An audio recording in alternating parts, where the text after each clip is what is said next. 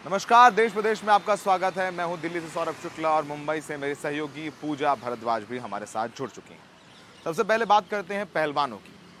पहलवानों का आंदोलन यौन उत्पीड़न के आरोप झेल रहे बीजेपी सांसद बृजभूषण शरण सिंह के खिलाफ और तेजी पकड़ रहा है। कुरुक्षेत्र में एक बहुत बड़ी खाप पंचायत हुई जिसमें किसान नेता भी शामिल थे।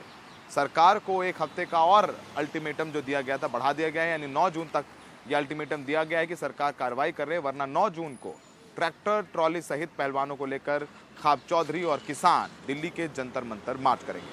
वहीं बृजभूषण शरण सिंह के खिलाफ दर्ज 2 एफआईआर एनडीटीवी ने देखी और उसमें से कुछ चौंका देने वाली जानकारियां भी सामने आई। देखिए हमारी ये रिपोर्ट।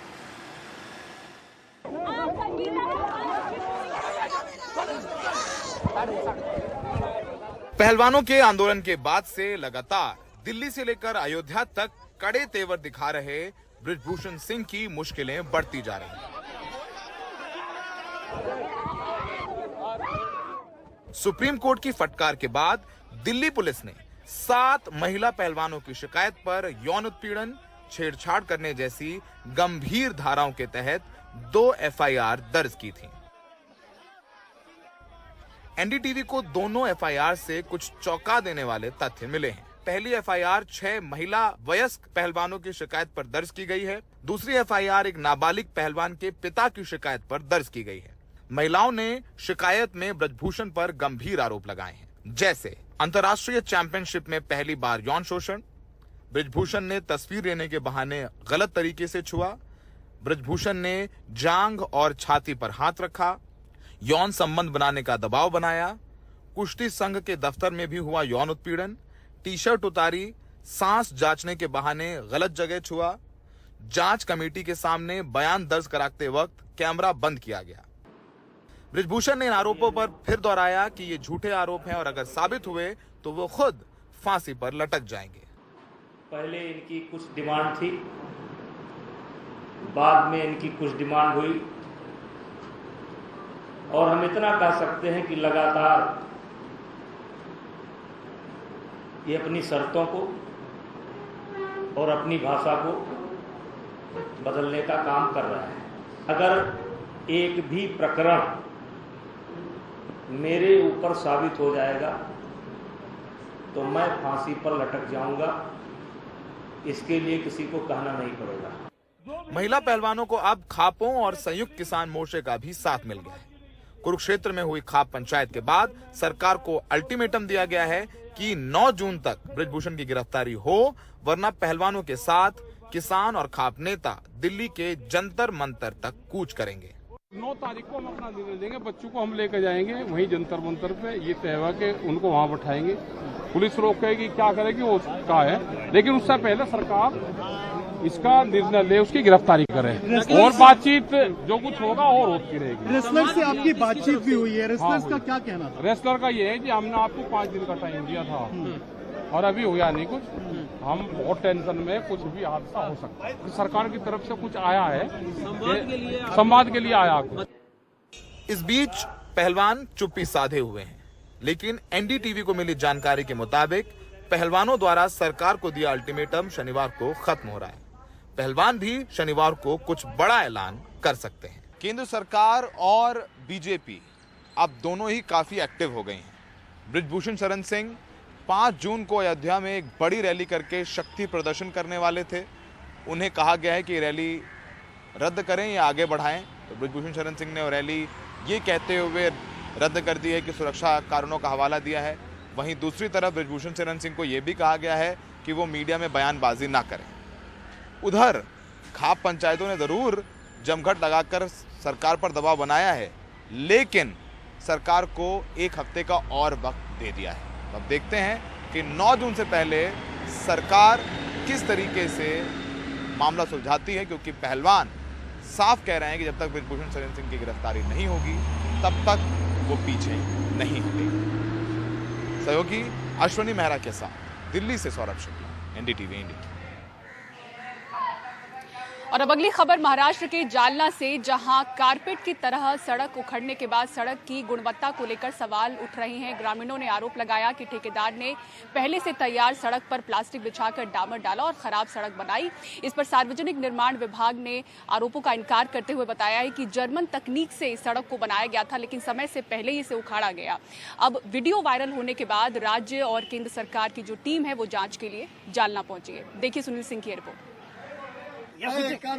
ये वीडियो तेजी से वायरल हो रहा है। जालना जिले की अंबड़ तहसील में गांव वालों ने इस वीडियो के जरिए बन रही सड़क पर बड़ा सवाल खड़ा कर दिया है।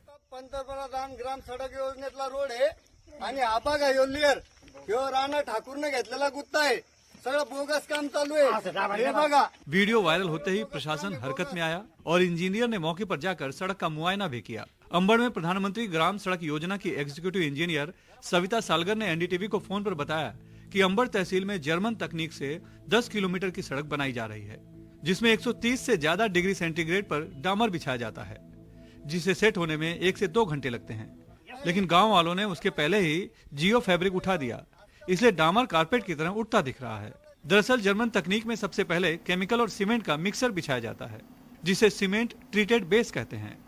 उसके ऊपर जियो फैब्रिक का सेमी लेयर, जो प्लास्टिक की तरह दिखता है, उसे बिछाया जाता है और उसके ऊपर 40 mm का बिटुमिनस कंक्रीट यानी डामर बिछाया जाता है। प्रशासन के मुताबिक ये तकनीक अभी प्रायोगिक तौर पर इस्तेमाल की जा रही है, जिसमें जालना में 10 किलोमीटर तक का ठेका मेहरा एंड कंपनी को दिया गया है। इस बीच सड़क ठेकेदार ने गांव वालों के आरोप को गलत बताते हुए अपने काम और सामग्री को गुणवत्ता की कसौटी पर खरा बताया है। गवर्नमेंट का आदेश है, वो हिसाब से मेरी मैटिंग बिछी हुई है। बिछने के बाद में मेरा काम चालू है, मेरी जो डामर का काम चालू है, उसकी लेंथ ठीक है, उसकी विड्थ भी ठीक है। बाकी उसका डामर की हर रोज़ क्वालिटी कंट्रोल की टेस्टिंग होती है वहाँ पर।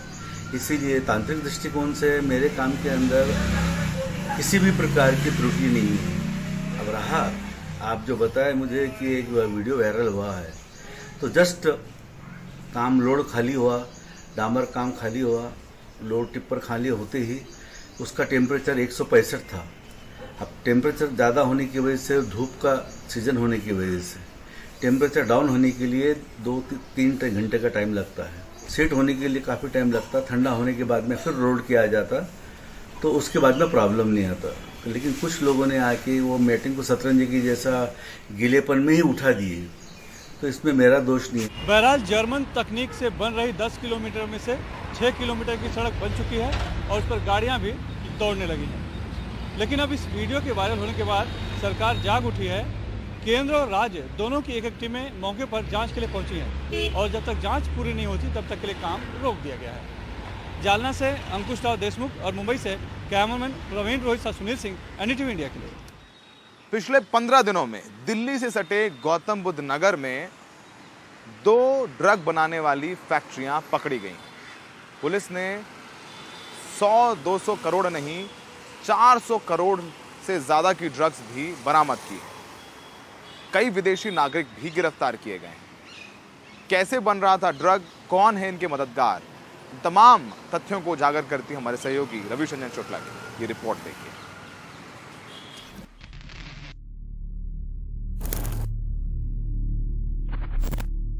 करोड़ों रुपए के ड्रग्स और ड्रग्स को बनाने के लिए बड़े पैमाने पर केमिकल, गैस मास्क जैसे आधुनिक साजो सामान, इनसे MDMA नाम का सिंथेटिक ड्रग्स तैयार हो रहा था। ड्रग्स बनाने की यह फैक्ट्री ग्रेटर नोएडा के एक पॉश इलाके की सोसाइटी में चल रही थी। सोसाइटी में इस 3 मंजिला मकान को नाइजीरिया के 3 लोगों ने कपड़े की फैक्ट्री और गोदाम के नाम पर किराए पर लिया, लेकिन कपड़ा और कुछ मशीन बाहर रखकर अंदर सिंथेटिक ड्रग्स बनाना शुरू कर दिया। यही नहीं, कपड़े की पैकिंग में ड्रग्स को ये लोग मुंबई, नेपाल, बांग्लादेश से लेकर कई जगहों पर भेज रहे थे। इस मकान से 150 करोड़ रुपए की ड्रग्स बरामद की गई। पकड़े गए अभियुक्तों और रिमांड पर लाए गए अभियुक्त चिड़ी के बयानों के अनुसार 2 शेल कंपनियों का भी पता चला है, जिसके मार्फत से इनका व्यापार देश के बाहर किया जा रहा था। पकड़े गए ड्रग, अर्धनिर्मित ड्रग तथा रॉ मटेरियल की बाजार में अंतर्राष्ट्रीय मार्केट में वैल्यू लगभग 150 करोड़ के करीब आएगी। ग्रेटर नोएडा जैसे एजुकेशन हब में बीते 15 दिनों में ये दूसरी ड्रग्स बनाने की बड़ी फैक्ट्री पकड़ी गई है। इससे पहले भी एक फैक्ट्री पकड़ी गई थी जहां से 30 किलो MDMA सिंथेटिक ड्रग्स बरामद हुई थी, जिसकी अंतर्राष्ट्रीय बाजार में कीमत करीब 300 करोड़ रुपए आंकी गई। ये जो MDMA ड्रग्स होता है ये सिंथेटिक ड्रग्स होता है और ये काफ़ी ज़्यादा जो है वो लोगों को नशा और उत्तेजना देता है, जिसके वजह से तमाम सारी रेप पार्टियों में ये ड्रग्स पकड़ी गई है।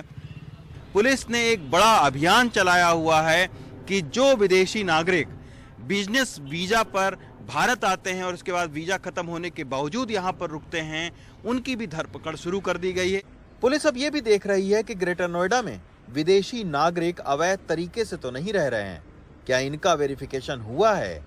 एक ड्राइव चलाया गया है जिसमें अभी सूचना इकाई LIU और लोकल पुलिस जो है संबंधित थाना जो है उसके माध्यम से अलग अलग सोसाइटीज़ में जितने भी विदेशी मूल के नागरिक रह रहे हैं उनका एक वेरिफिकेशन ड्राइव चल रहा है और जिन लोगों के इनवैलिड वीज़ाज हैं या वीज़ाज एक्सपायर हो चुके हैं उनके अगेंस्ट जो है हम लोग इसमें एक्शन ले रहे हैं। नशे का जिस तरह से कारोबार बढ़ रहा है उसके चलते ड्रग्स की फैक्ट्रियां मिलना बेहद चिंता की बात है। यही वजह है कि पुलिस अब दूसरे राज्यों की पुलिस के साथ मिलकर ड्रग्स के इस कार्टेल को तोड़ने में जुटी है। ग्रेटर नोएडा से अरविंद उत्तम और जोसेफ के साथ Ravish Ranjan Shukla, NDTV India.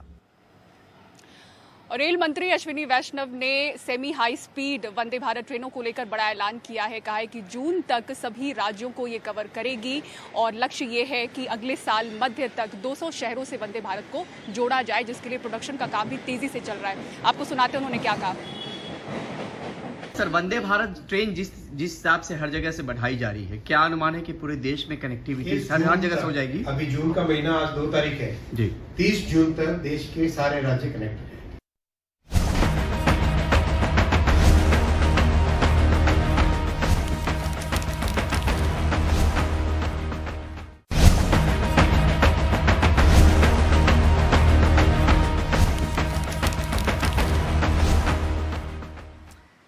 Break के बाद आपका देश प्रदेश में स्वागत है। और भारत के ब्रह्मोस मिसाइल सिस्टम के 25 साल पूरे हो गए। अब रक्षा मंत्रालय जो नई पीढ़ी के लिए ब्रह्मोस मिसाइल तैयार कर रहा है, जो कि पुराने ब्रह्मोस मिसाइल से ज़्यादा छोटा और घातक होगा। ये MiG-29 और तेजस जैसे लड़ाकू विमानों में भी फिट किया जा सकेगा। हमारे सहयोगी राजीव रंजन की ये रिपोर्ट देखिए। अगले 2 साल के भीतर नया ब्रह्मोस सिस्टम बनकर तैयार हो जाएगा। इसे अगली पीढ़ी का सिस्टम माना जा रहा है। खास बात यह है कि ये तेजस और MiG-29 जैसे छोटे लड़ाकू विमानों में भी तैनात किया जा सकता है। यह पुराने ब्रह्मोस की तुलना में छोटा और हल्का होगा, करीब 1.5 टन वजनी और 6 मीटर लंबा, मगर इसकी मारक क्षमता में कोई कमी नहीं होगी। सुखोई जैसे विमानों में एक साथ 3-3 मिसाइलें लगाई जा सकती है। ब्रह्मोस NG जो है हमारा अभी का ब्रह्मोस, उसका स्मॉलर वर्जन होगा, ऑलमोस्ट आधा साइज और आधा वेट का। इससे क्या होगा कि ये मिसाइल अभी ज़्यादा नंबर्स में एक प्लेटफॉर्म के ऊपर जा सकता है। लाइटर होने के कारण we are going to be putting 2 BrahMos NGs on 1 aircraft. Immediately हमारा लक्ष्य है कि हम LCA के ऊपर डालेंगे और एक बार LCA के ऊपर हम फिट करते हैं तो फिर ये मिसाइल किसी भी वेस्टर्न प्लेटफॉर्म के ऊपर जा सकता है। आवाज की रफ्तार से 3 गुना तेज ब्रह्मोस को पनडुब्बी, युद्धपोत, विमान और जमीनी प्लेटफॉर्म से भी दागा जा सकता है। ये निशाने को खोजकर उसे नष्ट करता है। दुनिया में इसके मुकाबले कोई दूसरी सुपरसोनिक क्रूज मिसाइल नहीं है। दूसरे देश भी ऐसी मिसाइलें भारत से खरीद रहे हैं। वेपन तो अभी भी एक डेडली वेपन है, क्योंकि ये सुपरसोनिक क्रूज मिसाइल है। इसमें नेविगेशन सिस्टम्स का एक्यूरेसीज और जो टर्मिनल सिस्टम्स जो है उनका एक्यूरेसीज बहुत अच्छा है। इसलिए ब्रह्मोस एक महत्वपूर्ण सिस्टम है। इसलिए एक्सपोर्ट का अपॉर्चुनिटीज बहुत है। दुनिया में बहुत देश इनके पास आके इनका इंक्वायरीज है ब्रह्मोस के लिए। ये नया ब्रह्मोस बता रहा है कि भारतीय सेना नए समय की चुनौतियों के लिए कहीं ज्यादा तैयार है।